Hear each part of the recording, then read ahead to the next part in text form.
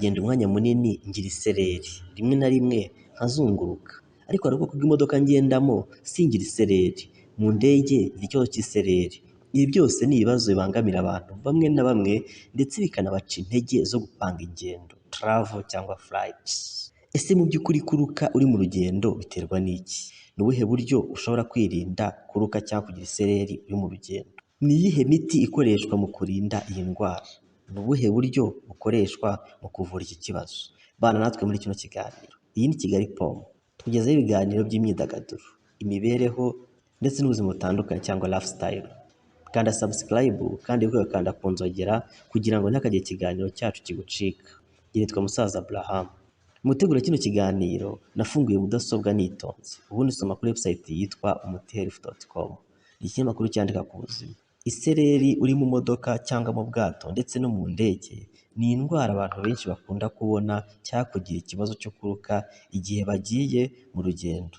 Ikaba ishobora guterwa no kugenda uhindura aho wicaye cyangwa ukagenda uhagaze mu gihe runaka, cyane cyane igihe ugenda mu modoka, mu ndege cyangwa mu bwato.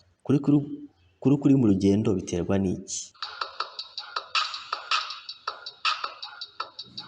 Kuruka uri mu rugendo bishobora guterwa n'ibintu bikurikira: kugenda imodoka igushugusa cyane, gukata amakorosi cyangwa kugenda mu mikuku, kutamererwa neza mu mubiri, impumuro mbi ishobora guturuka ku biryo, ibindi bintu biri mu modoka nka za essence cyangwa za mazutu. Reka twinjire mu bumenyi cyangwa science. Iyo twinjiye muri science cyangwa mu bumenyi dusangamo yuko igice gishinzwe kugenzura imigendekere n'uko ugenda utambuka giherereye mu gice cy'ugutwi imbere, iyo kinyuranyije n'ibyo amaso yawe agenda abona, byohereza ubwonko mu butumwa, bikohereza ubutumwa butandukanye. Ako gace gatangira gucangwa bityo n'ubwonko ntibusobanukirwe. Ibi ni byo bitera kumva warwaye. Reka mbisubiremo. Igice gishinzwe kugenzura imigendere n'uko ugenda utambuka giherereye mu gice cy'ugutwi imbere, iyo kinyuranyije n'ibyo amaso yawe agenda abona, byohereza ubwonko ubutumwa butandukanye. Ako gace gatangira gucangwa bityo ubwonko ntibusobanukirwe. Ibi ni byo bitera kumva warwaye ugatangira kugira iseseme. Ibindi bimenyetso ushobora kubona byagutera isereri ni ukugira ibyuya cyangwa ukabira ibyuya, guta inkonda, kubabara umutwe, guhindura ibara ry'uruhu cyangwa ukumva ukonje cyane, kimwe n'ushobora kumva ushyushye cyane. Ni ubuhe buryo ushobora kwirinda kuruka igihe uri mu rugendo? Uburyo ushobora kwirinda kuruka cyangwa kugira iseseme igihe uri mu rugendo, hari uburyo ushobora kwirinda pe. Niba ugenda mu modoka ukumva urazungera, gerageza gufungura amaso cyangwa usinzire. Nufungura amaso ukabona ibyo ureba, imodoka zindi cyangwa ibiti biragucanga, gerageza usinzire cyangwa uhumirize. Mu gihe impumuro zitandukanye zigutera iseseme, egera ahari idirishya ku buryo uwo muyaga ukugeraho neza, wirinda kwicara ahantu hatuma ubura umwuka. Irinde kureba filime cyangwa muri telefone cyane, cyangwa ikindi kintu cyose cyatuma uhanga amaso cyane ku zindi modoka cyangwa ibiti, kuko bino bintu biri mu bintu bitera isereri. Irinde kurya ibiryo byinshi cyangwa kunywa inzoga mu gihe ugiye gufata urugendo, cyane cyane wirinda ibiryo bigira cyangwa birimo amavuta menshi. Niyo impumuro igutera kuruka, ushobora kwitwaza indimu ukaba ariyo wihumuriza igihe wumva utangiye kugira isereri.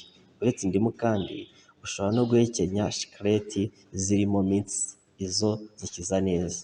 Usibye indimu ushobora no kuba wakoresha amaronji, ukazajya ugenda uryaho gake gake cyangwa uryaho agace gatoya wongera urya akandi gace.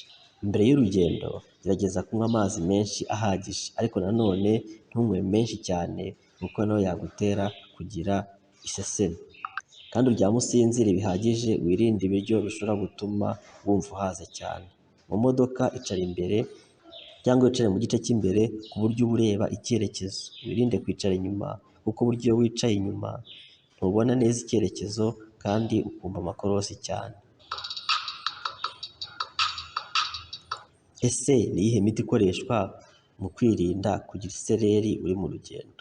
Hari imiti itandukanye iboneka muri farumasi kwa muganga. Egera muganga wemewe na leta akugira inama ku iki kibazo cyangwa akwandikira imiti wakwitwaza igihe ugiye mu rugendo, akubwiye n'uburyo wayinywa. Ubundi buryo wakoresha mu kuvura iki kibazo, tangawizi nayo ishobora gukoreshwa mu gukiza iki kibazo. Ushobora kuyihekenya yonyine cyangwa ukayinywa mu cyayi mbere yo gukora urugendo. Udashoboye kubona icyayi ushobora kuyinywa mu mazi. Mu gusoza kino kiganiro, nawe hari ibindi bintu waba uzi bitera isereri uri mu rugendo, cyangwa ubundi buryo waba uzi bwarwanya iki kibazo uri mu rugendo, yewe bwanagikiza? Umwanya ni uwawe, witwandikire muri comments hano hasi. Hari indi ngingo yifuza ko twazaganiraho cyangwa twazakora ubushakashatsi ubutaha, yitwandikire hano hasi muri comment. Wibuke gusangiza kino kiganiro inshuti zawe. Mugire amahoro kandi mugire ibihe byiza. Iyi ni Kigali Pome, njye nitwa Musaza.